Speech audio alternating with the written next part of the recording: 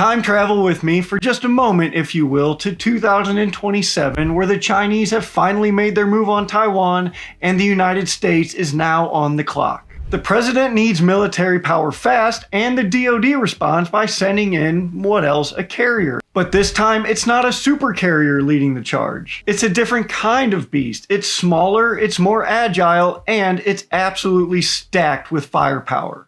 This is the Marines' secret weapon, the Lightning Carrier, and it's now a central part of the Corps' doctrine to counter China in the Indo-Pacific region. We've talked about this quite a bit now because it's a big deal, but for the last few years, the Marines have been in the lab cooking up all sorts of new concepts for what a fight in their old stomping grounds would look like. They're reclaiming old bases that they haven't used since World War II, creating new units, shedding equipment, developing new weapons like the Nemesis, and just generally thinking outside the box. From cyber warfare to ultra-long-range artillery, nothing is off the table for the Marine Corps. But before we get into that, I have to give a shout out to Odoo for making this episode possible. Odoo is an all-encompassing business management software with a suite of integrated apps to streamline pretty much every aspect of your business operations. From sales and CRM to manufacturing and purchasing support, Odoo is your one-stop shop to handle literally everything in support of your business, large or small. With the sales app, you can create clean, professional, and interactive quotes and track them all the way through the process from sales leads to reporting and payment. And with the CRM platform, you'll have accurate, real-time data to inform sales decisions and forecast revenue. You can automatically plan the next activities based on your sales script throughout the sales pipeline with ease and never miss an important task needed to close out a deal. When it comes to manufacturing, Odoo's dashboard puts assembly data, work orders, load times, and so much more right at your fingertips. And with the mobile barcode app, you can scan and record production components to process orders and accelerate operations while reducing input errors. Right out of the box, blazing fast with zero latency. Whether you're a one-man band or a massive corporation, Odoo has innovative software solutions to future-proof your business. Visit odoo.com today to start with your first app completely free, no trial, no payment info, free for life. You'll be glad you did. One idea that has graduated from just being an idea and has become a central part of doctrine is that Lightning Carrier. It's a concept that puts a bunch of F-35Bs, this is important, they're Bs, on an amphibious assault ship, loads it with Marines and gear, and sends it directly towards the enemy. The Lightning Carrier, though, is not an official class of ship. It's more of a mission profile, a way of turning America's amphibious assault ships into small aircraft carriers bristling with fifth-generation firepower.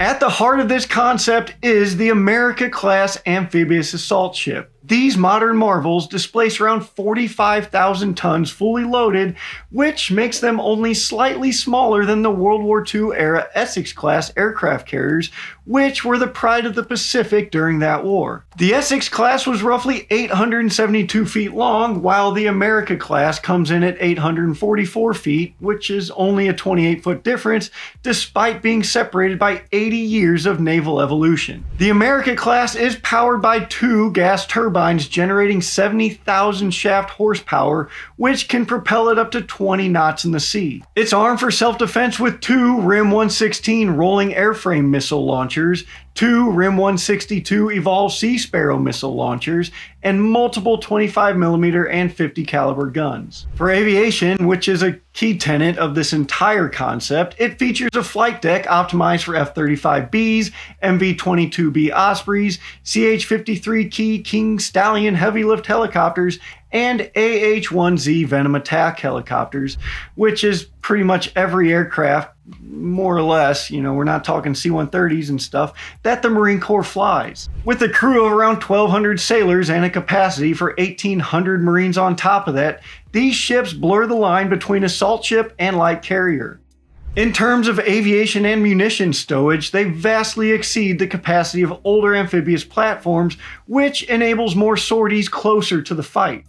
When outfitted with 16 or more F-35Bs, they magically transform into lightning carriers like if the military-industrial complex were writing Disney movies. They're smaller than traditional aircraft carriers, but like the undersized hero in every Disney movie, they are still capable of shocking everybody with how powerful they are by launching stealth fighters right into contested zones, which I'm pretty sure is the central plotline in the DuckTales movies. I'll show you. In the opening hours of a hypothetical fight against China in the Indo-Pacific, the Lightning carrier might be the absolute tip of the spear, for better or worse. At its core, it's just an evolution of the America-class amphibious assault ship, but when loaded to the brim with F-35Bs, the Marine Corps short takeoff and vertical landing variant of the Joint Strike Fighter, it opens up a whole new world for the Marines, exactly like how Aladdin did with Princess Jasmine in the 1992 film. So instead of solely pulling duty as a Marine taxi, the ship becomes a mini aircraft carrier focused almost exclusively on air power. You gotta think of it as a fast, flexible, hard-hitting complement to a full-size Nimitz or Ford-class carrier. Vice Admiral Carl Thomas, who was the commander of 7th Fleet during the 2022 experimentation that really took a hard look at Lightning carriers as a concept, he put it this way, saying, "One day you can have F-35Bs on the flight deck, the next day you could have MV-22s, and you can be putting Marines ashore." On a typical Lightning carrier, you've got about 3,000 Marines and sailors on board, broken down to a crew of about 1,204 seamen, and about 1,800 Marines that make sure those scoundrels don't do a mutiny. Then you have the pilots and the crew of a full Marine fighter attack squadron equipped with the F-35s that don't need a catapult or arresting wires. That's a crucial detail. Amphibious assault ships don't have catapults like supercarriers do, and the F-35B's ability to land vertically and take off from the short flight deck, and vertically if necessary, but that's not usually ideal, and we'll get into that a little later, is what makes this all possible. So you've got your Marine fighter attack squadron keeping the F-35Bs fueled, armed, and flying, and the ship's crew operating the vessel itself, everything from engineering to flight deck ops. Keeping all those folks with an actual job company is often a complement of about 1,800 Marines that belong to the Marine Expeditionary Unit, or the MEU, and what they do is clog up the gym, the chow lines, and the heads. All this means, though, that this platform can punch hard from the air while still retaining the capability to land Marines ashore. Now, obviously, China has a home field advantage in the region. They also have more ships and are closer to any hypothetical fight. They've also built up formidable anti-access aerial denial systems that make it really difficult for American ships to get too close. That's where the Lightning carrier comes in with its speed and more nimble size, and crucially, it can provide persistent air support and strike capabilities without relying solely on big deck carriers. Just to clarify, I did say big deck there, big deck. Don't get your head in the gutter. In a Pacific conflict, geography is everything. You've got thousands of miles of open ocean that are dotted with very sparse island chains that can be used to either block or enable military movement. Lightning carriers can operate within the first island chain from the Philippines, Okinawa, and Guam. To really paint this picture, let's walk through a scenario. Tensions spike in the Taiwan Strait. China begins amphibious landing drills near the coast. Satellite imagery shows missile deployments on Fujian and Hainan Islands. And within hours, the USS Tripoli and USS America, which are the two current Lightning carriers, there's going to be about 3 more coming, they're streaming toward the region with Marine F-35Bs on board. They're able to reach their launch positions before China can get its forces fully into place, and each Lightning carrier launches sortie after sortie, with the F-35Bs taking out radar sites, engaging enemy fighters, shooting down missiles and drones, and providing overwatch for naval convoys. Meanwhile, Marines on these ships, who've been cooped up for months and are just willing to do anything to get off of them, are preparing for rapid insertion via Ospreys to reinforce positions or to seize forward operating locations. The idea isn't that the Lightning carriers are going to replace supercarriers, it's just that they add another layer. China has been investing in long-range missiles and surveillance systems designed to track and destroy large ships like our Nimitz or Ford-class carriers.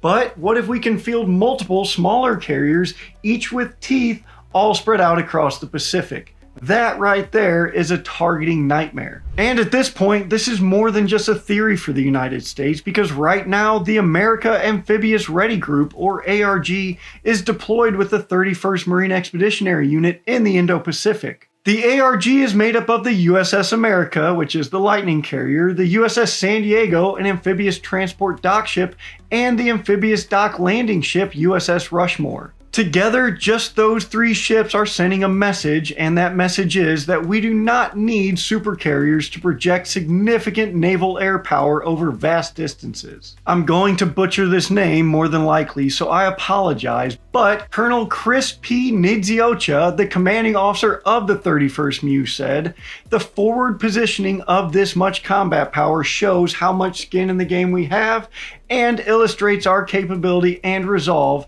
which is the core of deterrence." It's not a bad concept, but it isn't all sunshine and rainbows, and there are some serious drawbacks that we have to mention. Amphibious ships don't have the same defensive capabilities as supercarriers. Their radar, missile defenses, and escort infrastructure are lighter. A supercarrier group usually includes a carrier, obviously, guided missile cruisers, a destroyer squadron, and a couple of submarines, along with logistical ships to support everything.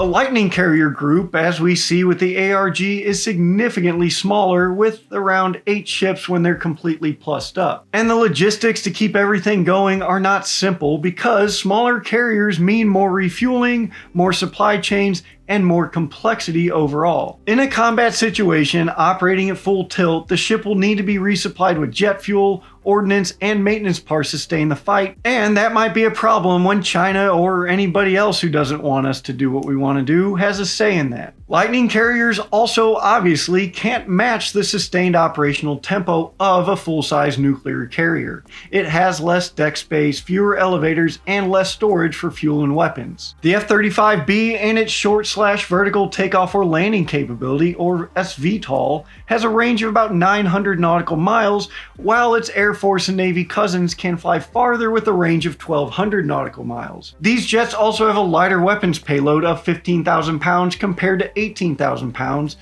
which isn't a lot, but it's something that we have to consider because that can be a big difference in a fight. And of course, we cannot forget the elephant in the room, which is China's own ideas. They have the Type 76 amphibious assault ship, which is the planned version of a Lightning carrier, only larger. The Sichuan, launched in December of 2024, is the largest amphibious assault ship in the world, which displaces about 5,000 more tons in the America class. Since the Chinese don't yet have a jet capable of vertical takeoffs or landings, the Type 76 has EMALs, or electromagnetic aircraft launch systems, which are used on modern carriers like the USS Gerald R. Ford. This allows them to launch fixed-wing aircraft, including UAVs, from their flight deck with more fuel and weapons, at least relatively speaking, than what the USS America can launch via F-35Bs. Of course, though, just one malfunction with that EMALS and you're out of luck, but still, China's adoption of the Type 76 lends a little credibility, and it's a threat to the Marines' own pursuit of the Lightning carrier concept. Nevertheless, this is the future that the Marines have been planning for. Small teams, spread out, hard to target, supported by stealth aircraft from Lightning carriers. It's a fight across thousands of miles with technology, speed, and deception as the name of the game. Whether or not it proves to be a masterstroke or a misstep, it is kind of forcing everyone to rethink things in the region. The Marines do still have a lot of holes to fill in their doctrine because Lightning carriers are a patch to capability and not a magical silver bullet, and not the kind that you get when you don't hydrate too much and pass out during PT. That's not this kind of silver bullet. But it does take something that the Marines and Navy only used to look at as a taxi service and turns it into a forward operating strike platform with its speed, agility, and deadly aircraft. But that's enough of me running my mouth. Now I'm curious what you all think about the Lightning carrier concept, which isn't really a concept anymore, it's more of a doctrine. But anyways, do you think it's great? Do you think it's dumb? Or is there something that the Marines should be looking for that will do what they want to do that much better? Whatever it is, go ahead and leave it in the comments below, and I'll jump in there and argue or just, take my beatings like I'm used to doing at this point. This script was written by Marine Corps veteran Josh Joseph, and the video was edited by by Savvy, and as always, I am Kyle, your friendly ginger producer man. You are all dismissed, and we will see you all next time.